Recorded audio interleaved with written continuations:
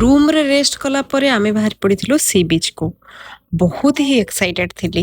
मु मिनिमम 10 वर्ष पूर्व रे बोधे मु सी बीच रे गाधई थिली सांग साथी को सहित आसिकी एटा 10 वर्ष ପରେ मो फैमिली मानक सहित आसीची जोटा कि मो सी बीच रे गाधिया को सुजोग मिलला मु बहुत सेथि पे एक्साइटेड थिली अज्जा को नै के आसीली समुद्र कूल देखु देखु जो छुआ बेलरु आज पर्यंत जो भलिया खुशी मो अज्जा को खुशी तो देखि परथबे तांको इनर बेबी जागृत हो गला समुद्र कूल को देखिकी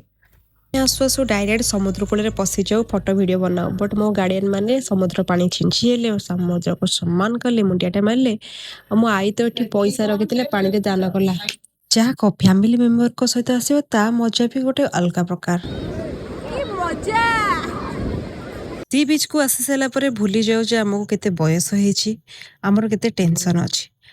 छुआ जेमिति एंजॉय करंती समुद्र कूल रे बड़ माने भी सेतिकी दूर एंजॉय करंती वीडियो देखिबा को हेले मो आईडी को फॉलो करंतु।